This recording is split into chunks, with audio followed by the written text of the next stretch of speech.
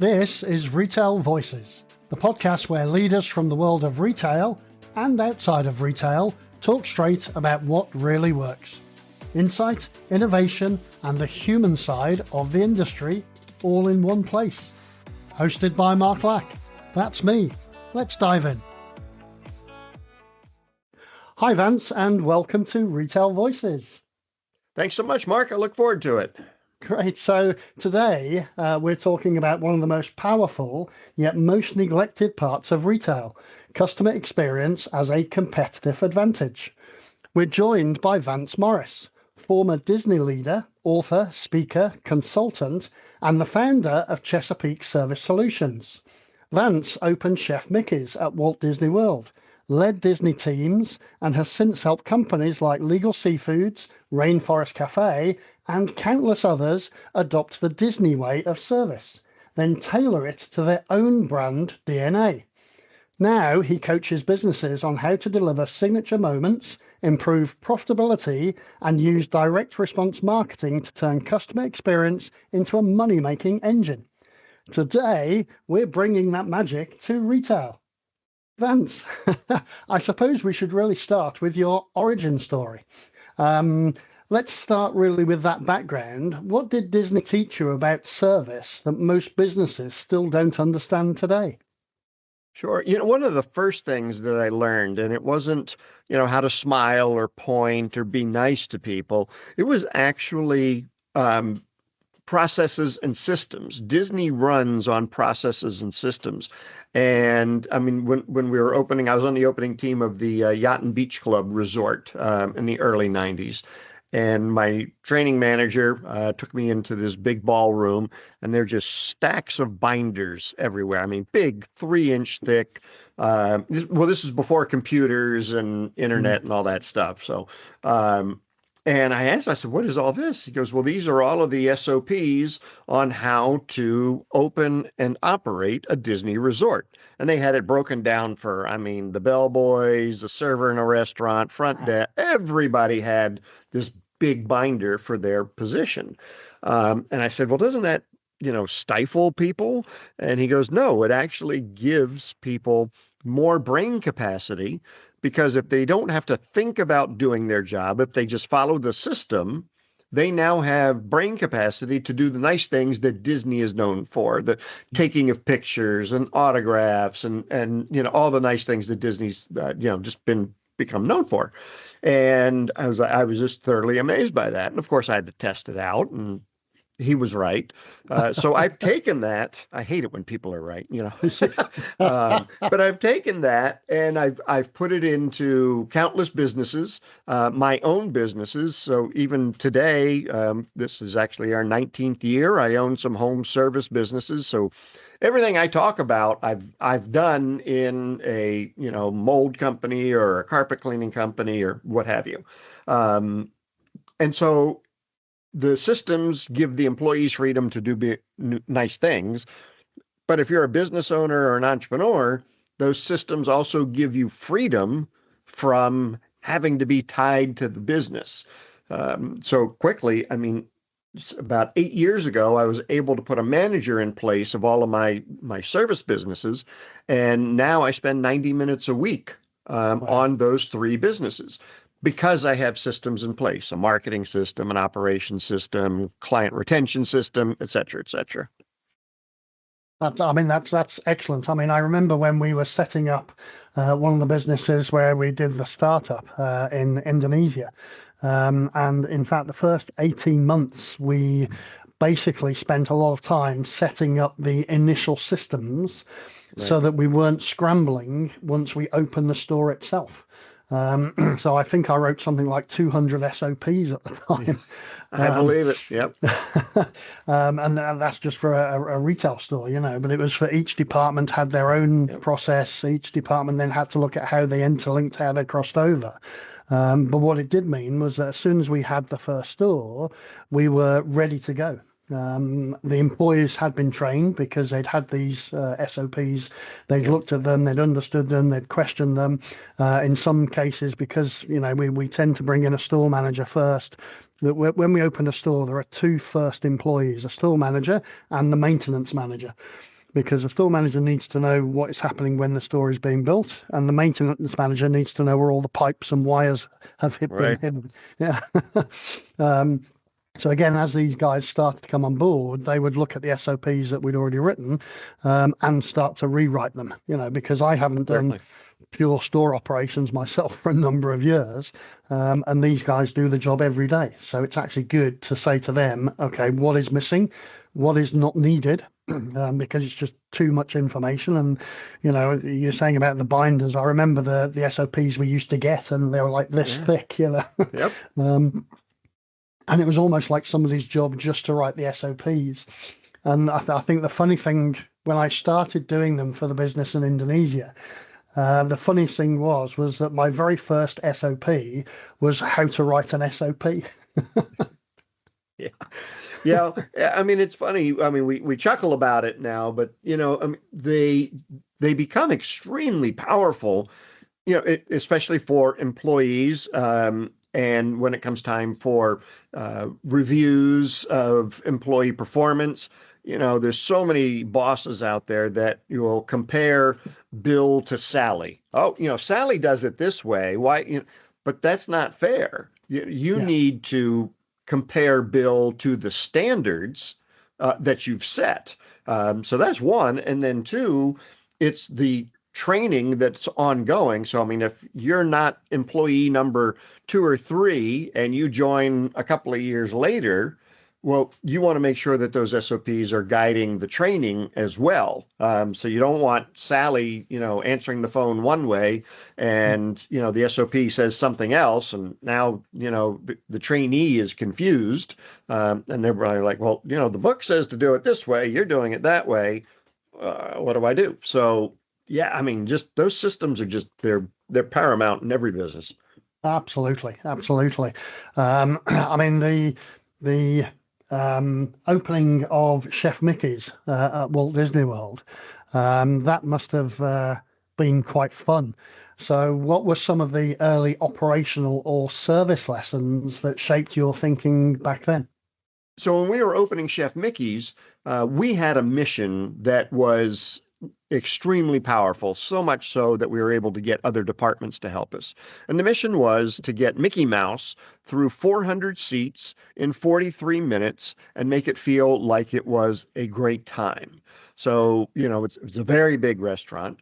And you may be wondering, 43 minutes, where did you get that? Well, in our restaurant, it was the average table for two dined for about 43 minutes. So if the mouse didn't get Okay. around to them in 43 minutes, they were sitting there waiting for Mickey. Now they're getting cranky because they're waiting and Mickey hasn't been there yet. They got places to go.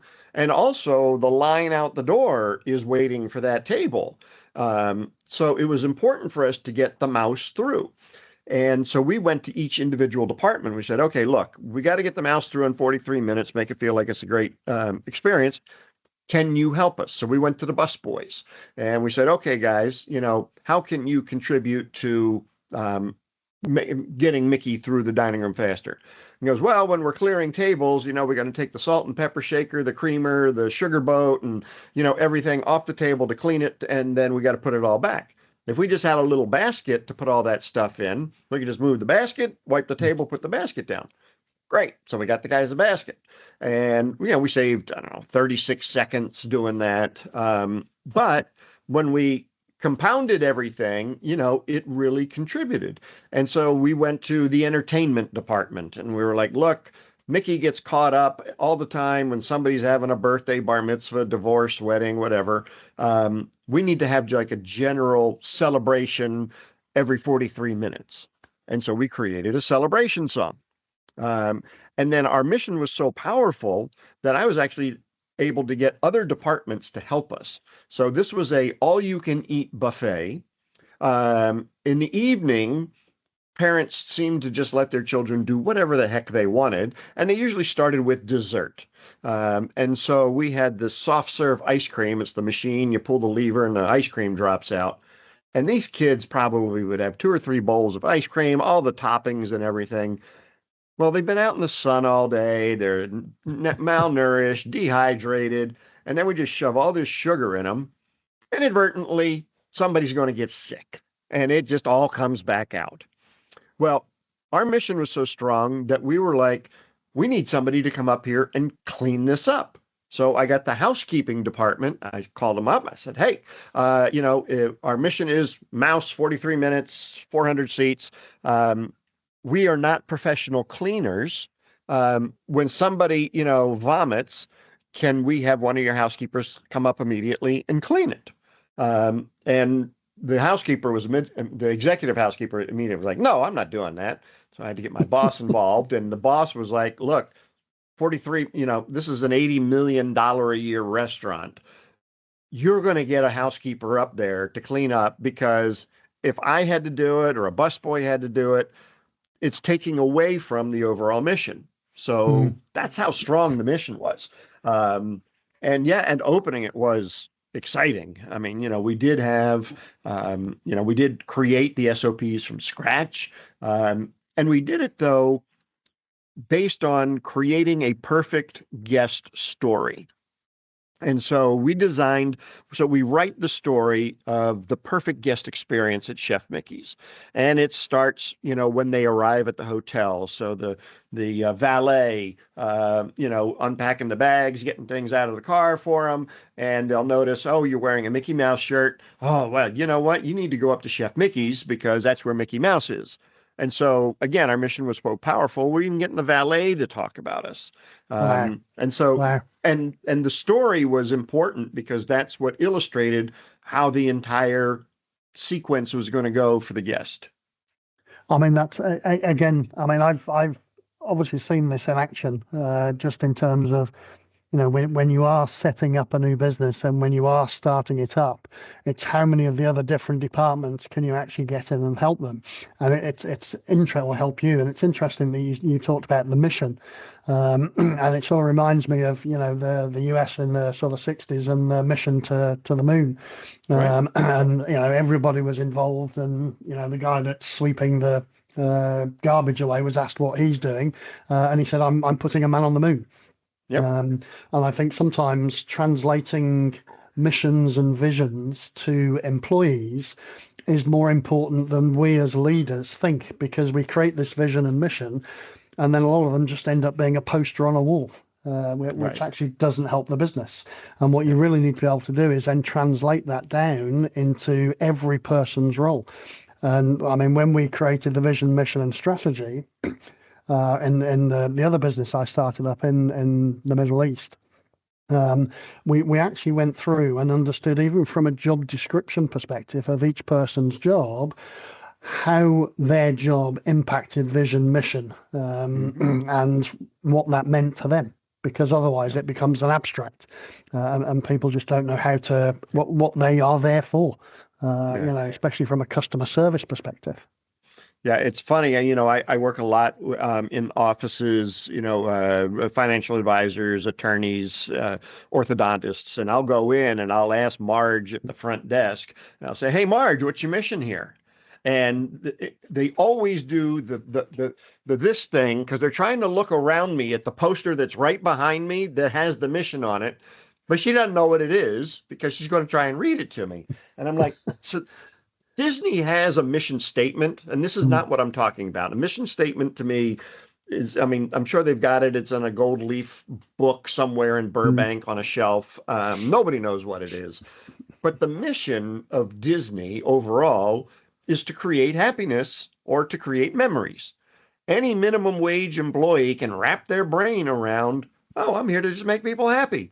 Great. Yes. Your job might be to clean the streets, but your mission is happiness.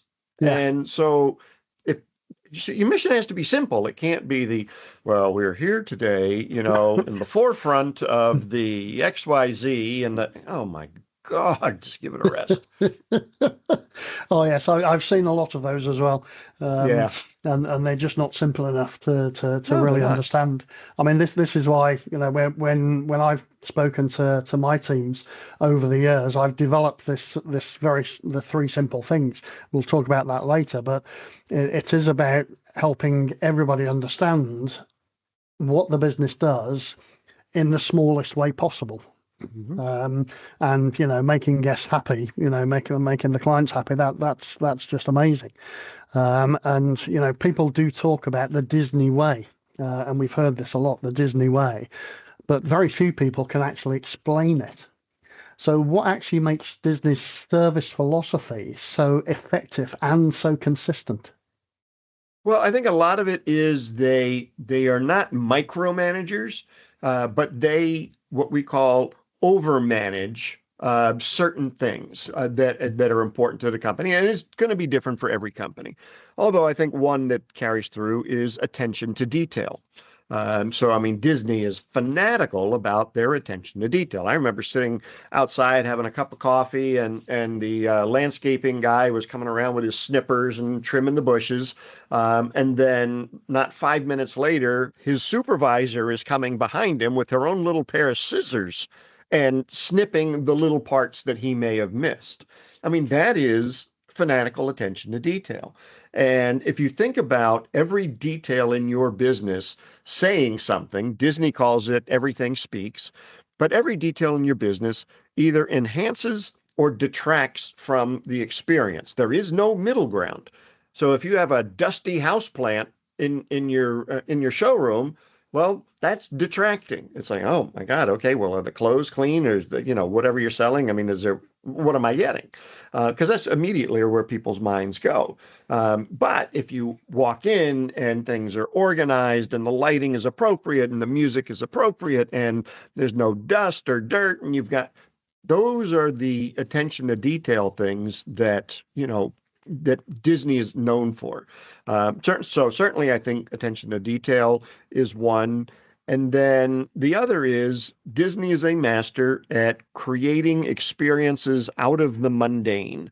So there's all these boring things that we have to do day in and day out to keep the business up and running. Disney's just figured out a way to make it exciting or an experience. Answering the telephone.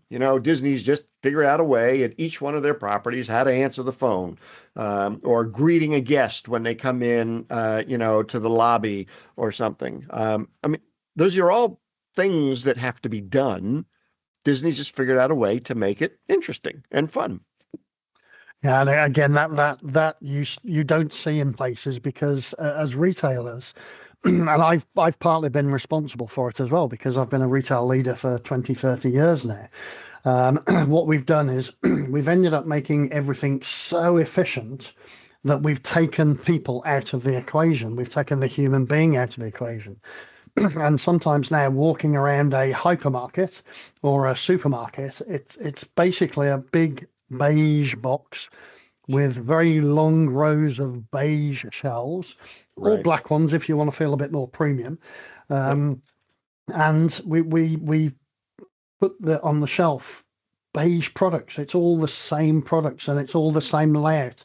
And then we've started recently to take away the service department, such as the butcheries, the deli counters, the fisheries, the bakeries, and we've made shopping for food, which is something we need all the time. We made it boring and just a Mhm. commodity. What I've been trying to do over the last 5 to 10 years is make that shopping experience what it should be, which is just an assault on the senses because you should be able to smell and touch and feel and see and hear what's happening with these products. I want to go into a store and hear a butcher with a big chopper Yep. chopping a carcass apart, and at the same time, I want to go to the deli counter and have a chat with the cheese specialist about, okay, I'm having Yep. a dinner party next week. What cheeses should I be looking for, to Right. surprise my guests? Yep. Yeah, no, that's brilliant. I mean, and in the U.S., we have a couple of grocers that do exactly what you're talking about, and they're brilliant at it. Wegmans would be one. Certainly, Trader Joe's would be another, and then Whole Foods, which was bought by Amazon. But there are still people there, and they're knowledgeable people. So if you go to, like, if I go to my local grocery store and I ask the guy in the produce section, hey, how do I tell if a avocado is ripe or is going to be good? I get a I don't know. I just put them out. There's no education Yes. on the actual products that they're touching every single day. Same thing at the deli. I mean, can you recommend, a cheese that's going to go well with salmon? And they'll be like, look at me like I got three heads. I said, well, you're the cheese person. You should know this, right? But if you go to a Whole Foods or a Wegmans and you say, hey, here's the menu I'm thinking about. Can you help me select, the ingredients and what's going to pair well with each other? They're like, I mean, it's like them leading you on this beautiful expedition of getting the ingredients you need. And the thing is, though, is you will pay for that experience more Yes. than you will pay for the plain grocer. And Disney's the same way. I mean, you'll Mm. pay $200 for one day at Disney. If you have a local county fair that you might go to, you might spend $20. But the experiences are vastly different, and you know what you're getting. $20, it's going to be a bunch of ex-convicts that are running the rides. And they're rickety and old and they might fall down. And then you go to Disney and you know that the people are going to be friendly, the place is clean, the rides are safe, it's going to be an experience. So when you create experiences, you have what I call price elasticity. You can command a higher price based on those experiences that you're providing. Mm. Both grocery stores have the same cheese, but Yes. in one, I've got somebody who's knowledgeable about the cheese and can lead me around, and the other one's just an idiot, for lack of a better Yeah, term. it is, and I mean, I've seen it, again over the last few years, and we have a couple of big retailers here in the UK, and it's almost soulless now going around the store, um, and their availability is awful. The staff are quite good, um, but they are the biggest supermarket in the town that I'm living in at the moment. So it's really the only place to go unless I Right. have to get in my car and drive another 5 miles, Right. which I Is really don't Sainsbury's want to do. still pretty good? Sainsbury's is still good. They do have that customer service angle. Right.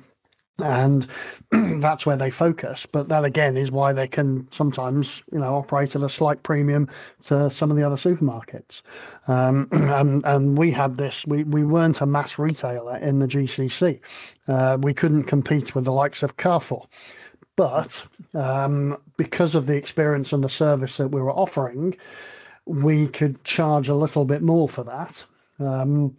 We had to charge a little bit more because we didn't have the same purchasing power as Carrefour. So Certainly. therefore our costs were also higher. Um, so that, some of these things you have to overcome, but a lot of things, when you do end up having to charge a more premium price, you can do it with service. Yes. Recently I was with Circle K in the GCC region, and again we had to look at what we could be to customers in the Middle East, what we could be. We can't be a small supermarket, mini mart, all that kind of thing. That wasn't possible. So what we actually found ourselves doing was looking at the four major things that we could do for customers, which was food for now, food to go, food for later, or emergency distress. And then we built our whole offering in the store around that, as well as our messaging to customers, because Hmm. we need to tell them what we could do and what we were not. Right. Yeah, no, that's So, brilliant. And that's so important, telling people what you're not, yeah, because so many companies feel like they got to be everything to everybody. And then they end up being, as you said, bland, beige. They're nothing to everybody. There's yes, no distinguishing, attribute that makes you want to go, or know that, okay, well, that's not the place where I get this. I mean, I should go yeah. I mean, telling who you are not for is a brilliant marketing move. yeah. I mean, I've gone into some stores, and the only reason I can tell which company it is because of some of the livery is blue compared to green. Hmm. And that's all I could see as a difference. So therefore, it Right. wasn't exciting me. And we all like food, yeah. So Yeah. make people excited about food. I mean, how do you make a can of beans exciting? Right. That's what you have to do. And I said earlier that when we were doing the startup, we were looking at the sort of things we could do, and certainly at the time, and we never did when I ended up selling the business. We never had Disney's resources. Um, so how do you translate Disney level experience into achievable, realistic actions for Sure. everyday retail stores? Sure. Well, I think I have a great example, I think, that will illustrate this, that you don't have to spend a lot. You don't even have to spend any money to create an experience for your customers. So as I mentioned, I own a home service business. One of them is a cleaning business. And one of the boring, mundane things we have to do is get in the front door. If we can't get in the front door, we can't do our service. So we have scripted the entire process of getting in the front door. And as I'm telling this, think just think of how many things that I had to purchase to do this, and there's almost nothing. So it's just how we approach it. So we park in the street. We don't park in the driveway. God forbid I've got an oil leak. Now I got something Mhm. else I got to clean up. Yep. The technician gets out and he's in a clean, crisp uniform because he carries extra uniforms with him in case he gets dirty on the job beforehand. He gets his mat, he gets a little gift, and he walks up to the front door. He lays down his mat, and then he knocks on the door. We don't ring the bell because friends knock, salespeople ring the bell. We take a couple of steps back, and Mrs. McGillicuddy will answer the door, and we say, "Hi, my name's Josh. I'm here to create your healthy home. May I come in?" We don't just barge in. And so when she invites us in, we do an exaggeration of wiping our feet on the little mat. Mhm. Then we put little booties on our shoes. And as we're entering the home, we present Mrs. McGillicuddy with a gift.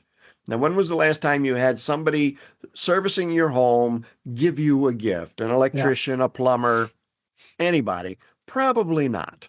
Um, so that gift does a couple of things. One, it helps us stand out and creates word of mouth marketing because people will say, "Oh my God, you'll never guess what happened when the carpet cleaner came over today. They gave me a gift."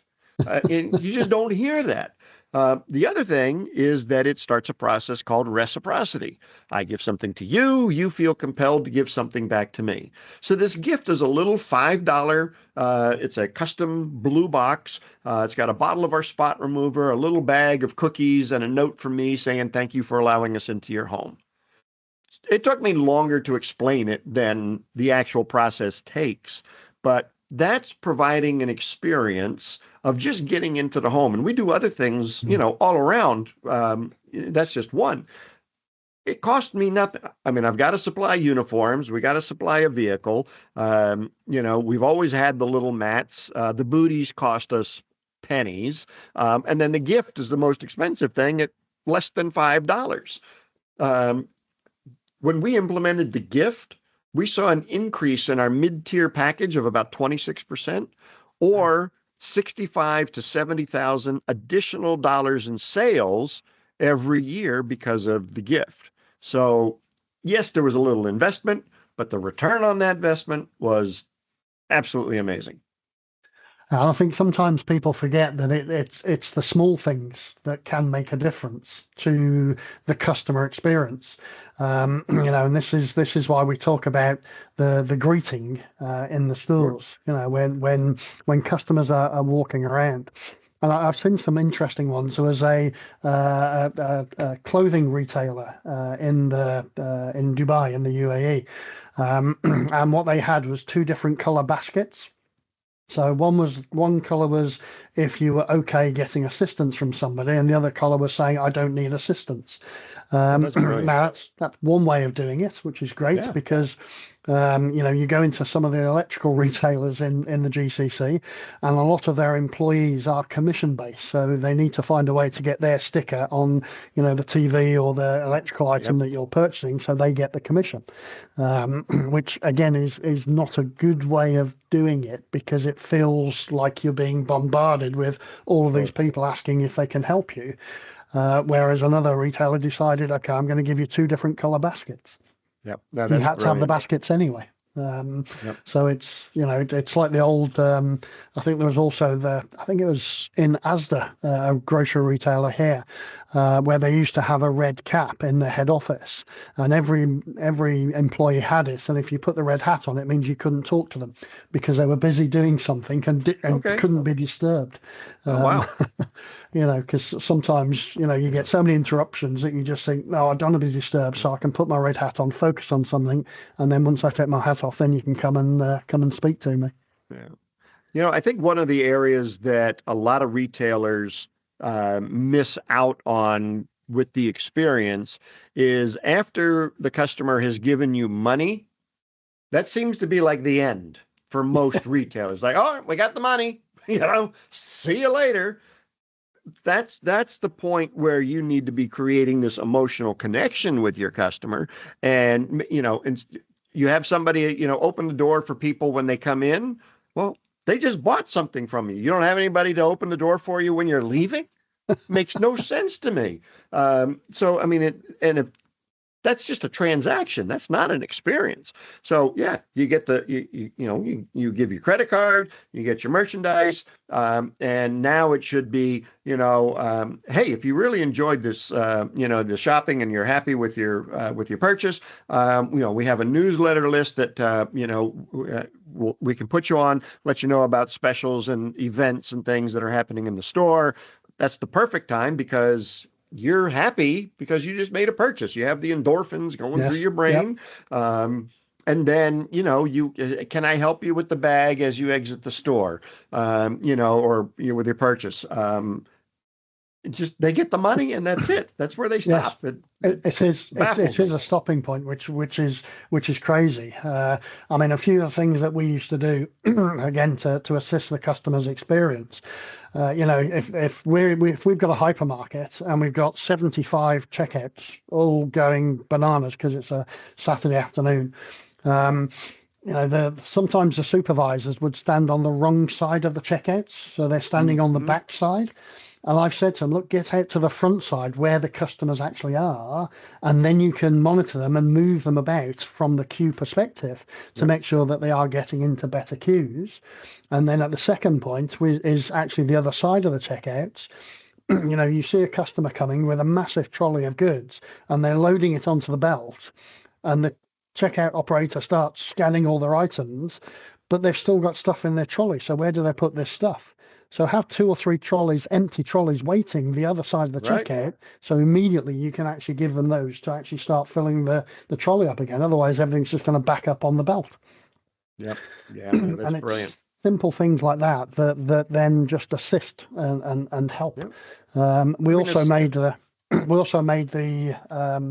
checkout supervisors and the department heads for checkouts. We made them responsible for the car park and the trolleys. Sure. Because they could mostly see out of the windows. So they could actually see what was happening. And when the trolley pens were empty, they needed to get somebody out there quickly to bring people in, to bring the trolleys back in from the pens, to make sure that new customers coming in had enough trolleys to actually use rather than being stuck all over the car park. The checkout supervisor could also see the weather. Now, seeing the weather is useful because if it's raining, then, roll out that little, kiosk of umbrellas that we have that are usually stuck at the back of the store because nobody generally buys an umbrella, ad hoc. They buy one when it's raining. So then roll it out once it's raining, roll it back once it stops, I mean, that's how Disney makes all its money. On a rainy day, everybody buys the Mickey poncho. And, every time it rains, they make $1 million, so. That's amazing. Yeah, I wish I made $1 million every time it rained. Yeah. One of the other things that we know about Disney at the same time is the signature moment of Disney. But, we can also do that in our own environments. So what are they and why do customers remember them long after the transaction?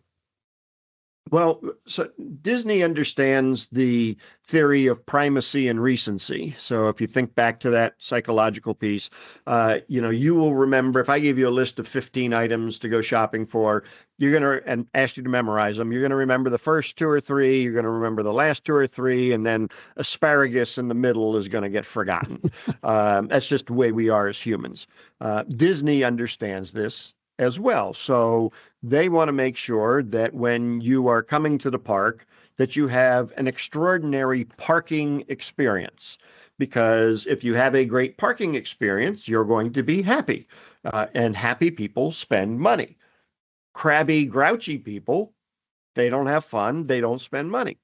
Disney also knows that you need to have a great exit experience because that's the last thing you're going to remember. So that's why Disney calls it the kiss goodnight. So that's why they have the fireworks at the end of the day because they want you to forget about all of the long lines and the heat and the humidity and the expensive food. It's the fireworks go off and your little cherubs in your arms and they whisper into your ear, "Oh, Daddy, this was just the best day." I mean, you just melt, right? Disney knows this is all intentional. Disney knows this stuff. And then when you get out to the parking lot, they've got the system to make sure you can find your car quickly and be able to exit. Because if anything mars that, it's now going to be, "Oh yeah, Disney was good. Had a hard time finding my car." Now, was it Disney's fault that you forgot where you parked? Well, yes, it really was, because that means Disney didn't have a system in place to help people find their vehicles. And we can do that in our own businesses. How do we create that kiss goodnight? Is it a little bonus coupon for a return visit? Is it excuse me, a little surprise, in the bag when they're checking out? Is it, "Oh, you know what? We have valets that will go out and get your car on a rainy day and bring it to the front, so that all you have to do is unload your groceries into the car and off you drive." There's so many different things you can do that, again, you just take the employees that you have and you reassign them a little bit, and you can create experiences out of seemingly things that would detract from the experience. I mean, you can't control the weather, No, but you you can can't. control how how your employees react. "Oh crap, it's raining. Great. All right, Sam and Bill, you're now going out and helping guests unload their groceries in their cars so they don't get wet." Absolutely. I mean, I remember an experience recently. So I went to a hotel in York, a very nice hotel, and the car was valet parked. And then as we were leaving, we were probably about a mile out from the hotel. And that's when we noticed there was a wooden scent block in the car and a wee tin of mints for the journey. Now they didn't make any show of showing us that they'd put them in there, Yep. and we didn't see it until 5 or 10 minutes afterwards. But every time I get in the car now, I see this wooden scent block, and it's got the logo on and all this kind of stuff, Yep. and the wee tin of mints. So they've not only given me a nice experience 5 minutes after I've left, but actually now every time I get back into the car, they're giving me that reminder experience. Yep. And we do a lot, for customer retention. And I think that's something that so many businesses just take for granted, that, "Hey, we did a good job. People should remember us." And Yes. that is so far from the truth. I mean, if it's your job as the business owner to remind customers you exist, not the other way around. And so doing things that will surprise and delight them will be, just solidify that retention. One of the things we do in our cleaning businesses is every month we take our top 5 customers and we mail them a cake in the mail. Wow. So I live in Maryland, it's on the East Coast, and Maryland actually has a state cake. Who knew this, right? It's called the Smith Island cake. And so and the Smith Island is all of like 30 minutes from me. So I call up Smith Island Cake Company and say, "Okay, I need 5 cakes to go out. Here's the addresses." What company do you know mails a cake, as a gift for saying thank you? And then again, you become tellable and referable and word of mouth. "Oh my God, you never guess. The carpet cleaner sent me a cake in the mail." I mean, you just don't hear these things. And so when you do, you're like, "Oh God, who was that? Give me his number." This again was the idea. We set up our customer engagement program on an app, loyalty based, points based, collect points, but it was also a customer assistant, a shopping assistant. Right. And there were many things inside it. But one of the things we did is we followed the Tesco way of rewarding customers, which was rewarding every quarter. So you collect points for the whole quarter. We would remind customers a couple of weeks before if they were flagging behind the minimum levels. But when we actually paid out, it was never a voucher, it was a thank you. Now Sure. they'd done the shopping, so actually by rights it was theirs. But because we labelled it as a thank you rather than as a voucher, the other thing we said to people, because a lot of customers would say to us, "Yeah, but I want to collect the points and spend the money when I want to spend the money." I said, and again, we explained it by saying, "That's okay. What we'd like you to do is rather than have a pound off 1 week, we'd rather have you £20 so you can actually use it for something substantial." Rather than Right. just taking a pound off your current groceries, because you wouldn't see that. It Yep. wouldn't give you any real benefit. But all of a sudden, if you're already spending £100 and you get £20 off, that's a 20% discount off your groceries, which is Yep. what you're going to remember rather than just taking a pound off every week. Yep. 100%. Yeah. You have to be memorable when you're doing things. And you're right. I mean, the 1 pound off, I mean, it's nice. But you're right. Nobody is going to remember that. Oh, I saved a whole pound on my, but if they do, if they get 20, that's something to talk about. Yes, it's that 20% off that makes a difference, or 30%, or even, if they're big shoppers, then they could have £150 and they end up buying something more substantial, like a new radio for their kitchen, and all of a sudden Sure. that radio that sits in their kitchen all the time, they will remember that it came from that particular business because that Yep. business gave them £150 worth of thank you Yep. money. So, I mean, there are also, I've seen them. I've seen a lot of them because I travel around retail a lot and see exactly what is happening within the process of different retailers. And I go there sometimes to poach ideas because why make something yourself if something's already out there and working? You might need a few adaptations to your local market, but still with pride. What are the common customer experience mistakes you see, especially in retail, and why do you think we fall into these traps? Well, I think one big one, especially with the oncoming AI stuff, one is that they abdicate answering the telephone or greetings to a machine.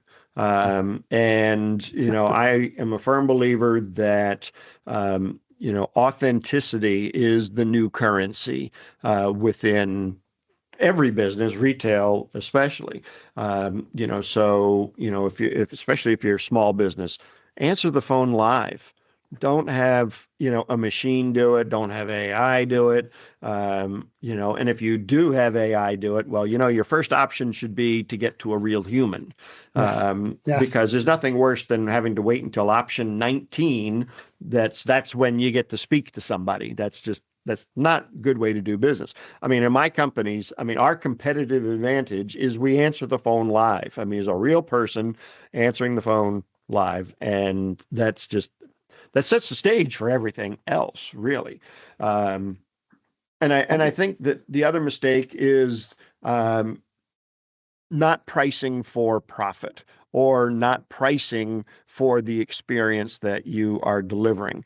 And so when we do a price increase, what we do is we take 50% of that price increase gets reinvested into the customer experience so that we can do more and different things for them. The other 50% goes to the bottom line. yep, So that it's now, and we're not talking massive, but every year we're doing 3 or 4, 5%, sometimes 10% select items. Sometimes it's across the board. And if you're your pricing is not keeping up with inflation, you're already, behind the game. But think about it. Okay, we're going to raise prices by X. What can we do for the customer with 50% of X? Can we put a greeter, by the umbrellas saying, hey, you should, it's raining out, $10 umbrella, so I think between pricing and relying on computers or AI or some other kind of mechanism, and I think self-checkout, I don't know about in the UK, but I mean, in the US, self-checkout is it's like all the rage. And I just want to kill somebody because, one, it never fails. There is some 90-year-old woman with a coupon for 15 cents off, and the coupon doesn't work. And she just gums up the entire process because she's standing there waiting for somebody to come over and get her 15-cent coupon to work. Yep. I've even offered, I said, ma'am, I don't have any change on me, but here's $1. Would you please get out of line? No, that's not the point. I want my 50. I'm like, oh my goodness. So losing that human touch is really where I see so many retailers, getting behind. I mean, there's nothing worse than not being able to find somebody when you have a question. I have abandoned purchases because there's nobody around. I've walked into the store, we have a couple of nice department stores. I go in and get a shirt. I'm happy that nobody bothers me while I'm getting my shirt. But when I'm ready to check out, there better be somebody standing at the register. And I've stood there for 2 minutes, 3 minutes. That's a long time. Yes, that is. I mean, it's just a long time. I mean, you don't think 3 minutes is long, but if you're standing there by yourself in complete silence, 3 minutes is a long time. And I just left the shirt on the counter and walked out. And I mean, so many retailers are missing this.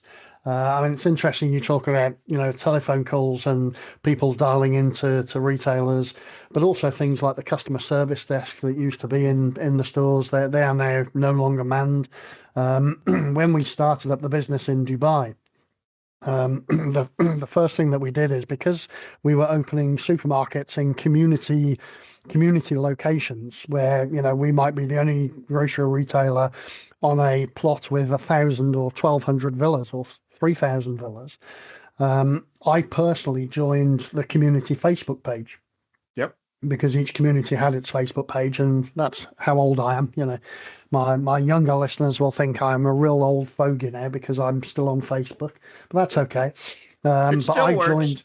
It still works, and like I say, I joined those community pages so that when people do like to put things on them, and if they've been down to our store and they found that something was out of stock or something was this or something was other, and they make their little complaint known to all of the community, I could pick that up very, very quickly. So at first, when we were opening the stores, it was just me on it, and I picked up all. But once we got to a critical mass of stores, I couldn't be the sole provider for that.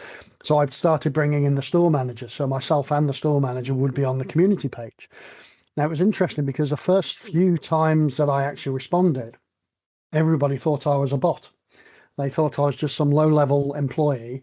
And I said, no, I'm actually the CEO of the business. And if you want, I'll come to the store now or within the next hour. You tell me when you want to see me at the store, and I'll come down to the store and I'll show you. There's me on Facebook speaking to you directly. And that, we got a lot of benefits from that, because it meant that, 99% of all problems that came up because there was a complaint or there was a problem or whatever, 99% of the time, the customer actually removed the complaint off the community page. So not just it was resolved, but they actually deleted it. So that was excellent. That was really good. And I think a lot of retailers are playing with fire, going down the route of, okay, let a bot do it, let an AI do it. I mean, I've got a bot that can pay my suppliers when they're due to be paid. That's perfect. That's what that bot is for. But I shouldn't have a bot to listen to a customer complaint. It's a people business, and it's humans that we're serving, and they are being served by humans. And interestingly, the self-serve thing, and the self checkouts. I was against them and against them and against them and against them, and I didn't introduce them into the business I started up and then sold. But when I joined another business, they had already gone through the process of doing all of the work for installing these things. And we ended up with three different levels. So we had the checkouts themselves where you could be served. We had the guns where you would walk around the store and actually scan the items in yourself and then go through, pay it at their desk. And then finally, we had the self-serve kiosks where you would scan it through yourself. And on speaking to some customers said, "Yeah, I don't want to wait at the checkout. I want to be able to get through when I'm ready." And you tend to have more of these units available than you do, cashiers on the checkout itself. And we had a policy of 1+1. You can only have one person queuing, one person being served. But in the Middle East, people don't want to wait. So, and sometimes I just couldn't physically open any more checkouts. And we had stores in Mecca and Medina, and as you can imagine, during the Umrah and the pilgrims visiting, some of the stores were just completely overwhelmed by customers trying to get a bottle of water or whatever. And one of the things we introduced there was a mobile checkout based on an iPad, so that then the guys could actually go around and say, "Okay, what have you got?" They'd scan the items. "Okay, done. Yeah, okay, give me a card. Blip. There's your receipt. Off you go." Yep. And because we physically couldn't put any more checkouts in the store, so this was a solution for it to get them through. This again, I suppose, is talking about the employees themselves. And Disney is known for getting employee behavior right from the start. So what training principles should every retailer beg, borrow, steal, and apply immediately? Yeah, certainly. So one is Disney has what we would call engaged employees. It's not ownership, the feeling of ownership. Oh, you need to have an ownership mentality. And in a, $100 billion company, I only own X number of shares. I'm not an owner, but I can be engaged. And you do that by getting their input on business problems, business ideas. And a lot of the best ideas at Disney came from employees. We mentioned, the parking experience. Disney had a problem of lost cars. It wasn't Disney losing the cars, it was the guests losing the cars. And so when the guests arrive, usually, it's we'll park in Pluto 16 or Goofy 10, all the rows are labeled. And the wife would always tell the dad, "Hey, write it down so we don't forget." What does dad say? I'll remember. Yeah. And so at the end of a 12 or 14-hour day in the park, they come out sunburned, malnourished, dehydrated. And the wife goes to the husband, "Okay, where do we go?" And the husband's like, "Oh, crap, I don't remember." So we started calling our parking attendants marriage counselors because they saved so many marriages. They said, well, so Disney's solution to this, though, was to come up with a very simple logbook. And okay, at 8 o'clock, we park Goofy 16. At 8:05, we park Goofy 17. And so if the guest could at least remember about what time they got, they can take this ocean of 50,000 cars and narrow it down to a row or two. And so that was a employee came up with that solution.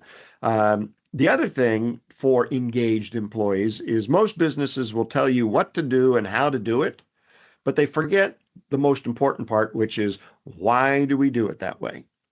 So Disney runs on those three words: what, how, and why. And when you explain the why, people now feel like, oh, no, that makes sense. Why do we answer the phone this way? Well, because it makes people, gives them information, makes them feel comfortable, and they feel at ease when they're talking to us. Great. That's why, it's not because, I'm the boss and I said to do it. It's I understand why we do something the way we do it, and that helps the mission. Yeah, and I used to say to my team, again, we go back to the SOPs, and that The simple way of looking at it is if you've got an SOP and we did the audit and it wasn't working and we were getting low marks, you have to question, why are we getting low marks? Why are people actually not following that process? Maybe the process itself is not the right process. So then Right. it has to come back to us to say, let's also look at the process, not just look at the audit result. So what we used to do was bring it back to the team and say, okay, what problem are you actually having with this process itself? And the way I used to explain it to them was, look, if I tell you as a business that you've got to hit yourself in the face to make a sound, eventually that's going to start hurting. And you need to tell me that it's hurting. And you need to tell me when it's hurting. And what we need to do is make a sound coming from slapping your face. So then we can find another solution. And maybe we start doing it like this. Now, that doesn't hurt as much, but eventually that will also hurt. So another 6, 12, 18 months down the line, we need to look at a separate process that says, how do I still make the sound that I need to get from slapping the face? Because that face slap is important. And I think this is how we evolved all of our SOPs over time to make sure that the people involved in them, or the people doing them, are actually involved in the development of them in the first place. Yeah, certainly. I mean, it's vital to have that level of, people come in. And one of the things that, you talked about, the creating the sound, but changing it over time, is one of the things that, people might be listening to this podcast and might say, oh, well, Vance, you've got it all set. You've got this procedure for getting into the home and it sounds wonderful. Where do I start? And I'm like, pick one little thing and start there. It's called iterations. So Yeah. we're going to start, like if you order my book from me, not from Amazon, if you order it from me, if you order from Amazon, you're going to get it in a little brown box or a little brown envelope. If you order the book from me, you're going to get the book in a custom box. And then I'm like, oh, well, it's a book. I should probably put a bookmark in there. So a couple of months later, I had a bookmark made. Oh, wait, the bookmark should have a tassel. So a couple of months later, put a tassel on. Oh, it should have a pen. Okay, great. So I put a pen in the box. Now, that happened over the course of like 2 years Mm. to get to the box that I have now to send out my book to customers. So it's Yeah. iterations. Don't think you have to have it perfect right now. Just It's pick it's one little thing and do it. the version 1.0 and then 1.1A and Yep. 1.1B, and then all of a sudden it's Yep. 1.3, and then all of a sudden, 12 months, Yep. 18 months, 2 years down the line, you're thinking, okay, maybe I need a full look at this, and it becomes version 2. Right. And to your point, version one is better than version none. Yes, absolutely, absolutely. And you see so many businesses are like that, and especially, some of the businesses in the developing countries where I've been to. You walk into a business and you think, okay, how are you operating without an SOP? Yeah. Oh, well, this guy knows how to do it, so he trains this guy and he says that guy.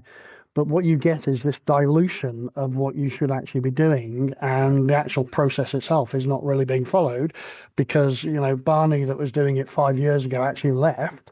And now you've got John who's doing it, and you think, okay, what the hell is going on here? Yep. It's so far away from the original process. Now, it's okay to be so far away from the original process as long as you've got the steps that happened in between that to get it from process A to process B, Yep. which people don't think about.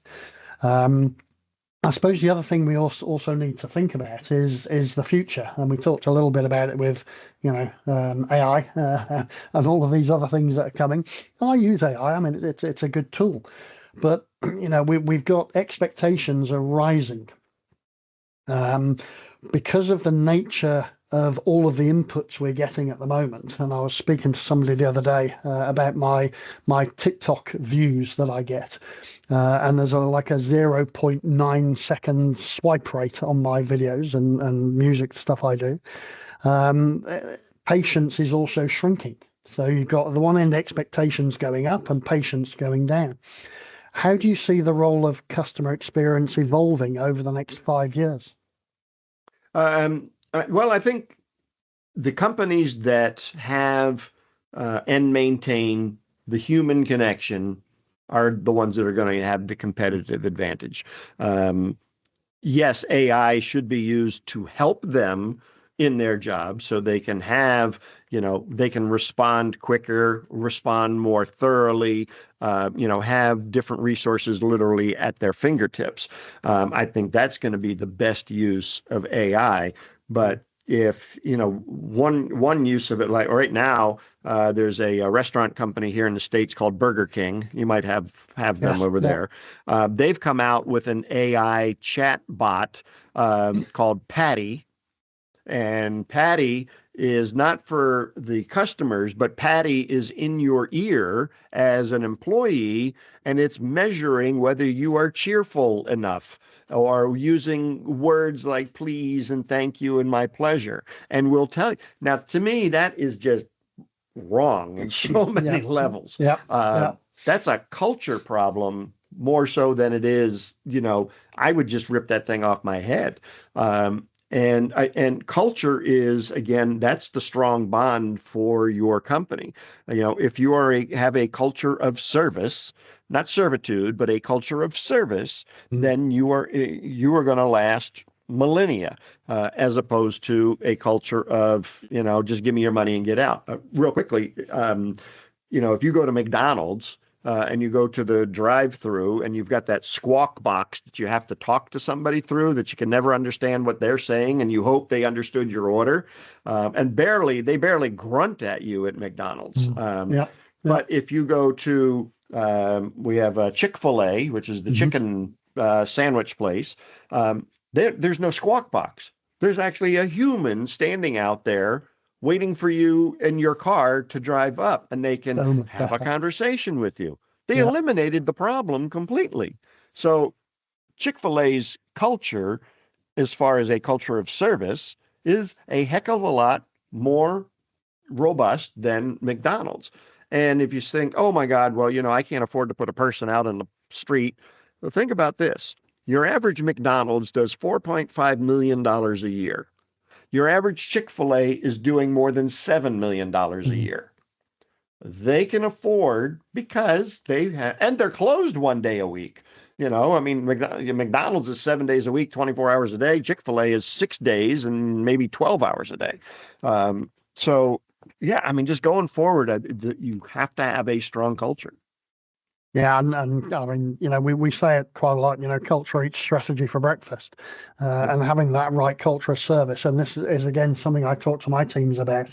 We're not here to be a servant to the customers, but we are here to serve them.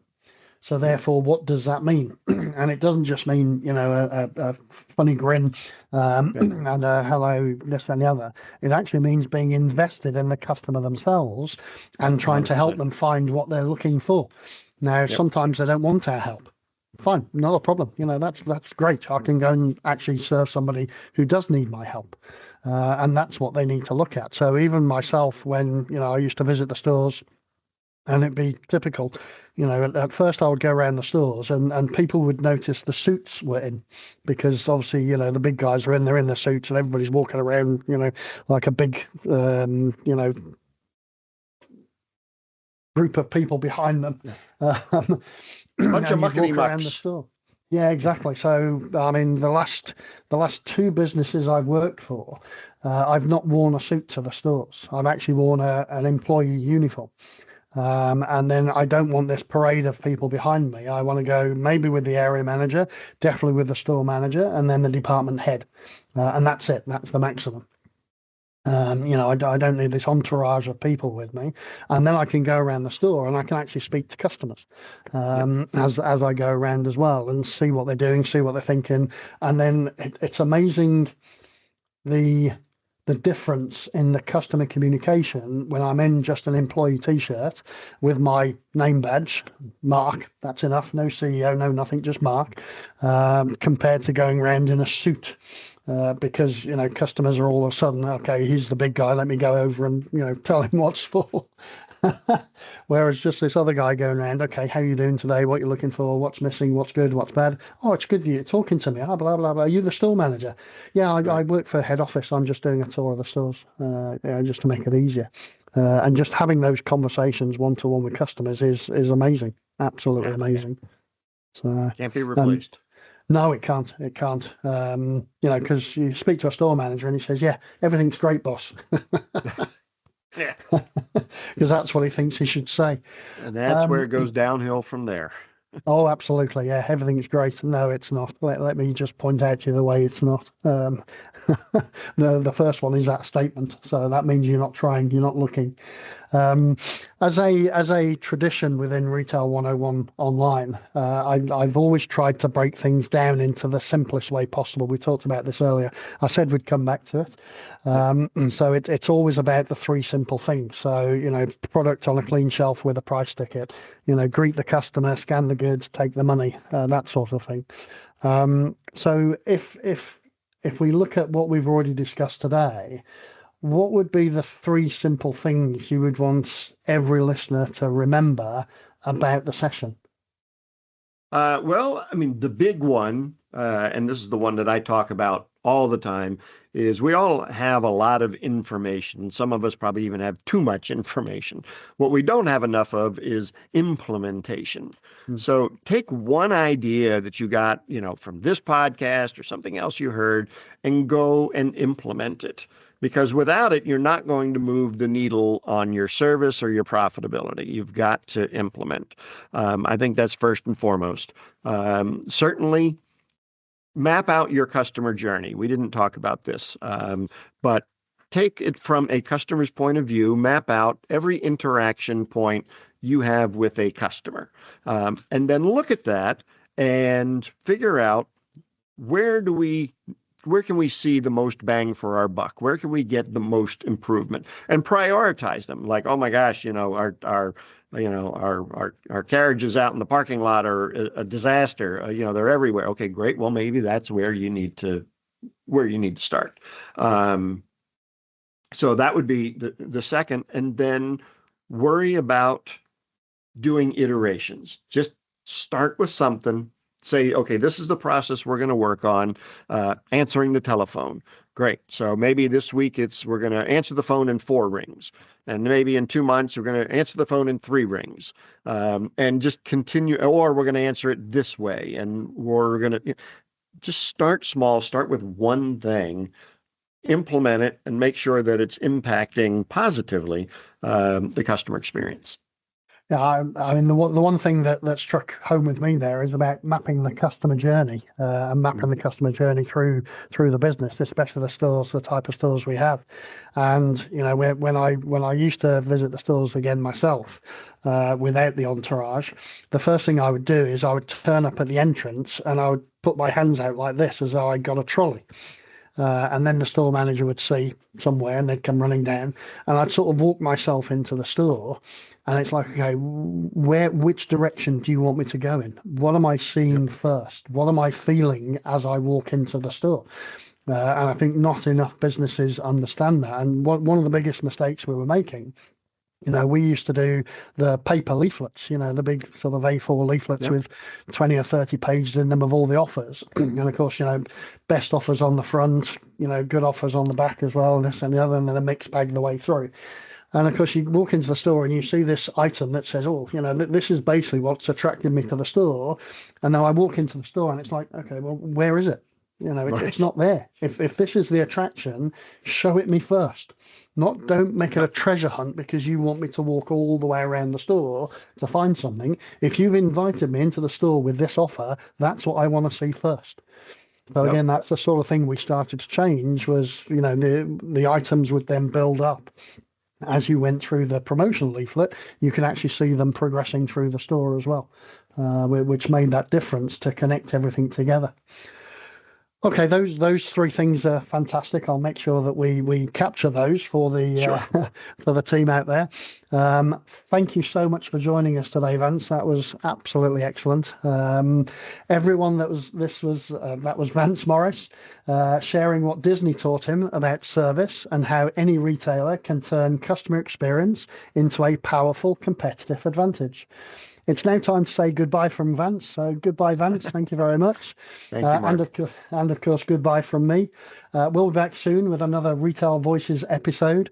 Check out retail101online.com for more details on upcoming guests. And don't forget to subscribe and ring that bell wherever you get your podcast fix. Welcome to the Retail Education Revolution. Thanks, Vance. That was excellent.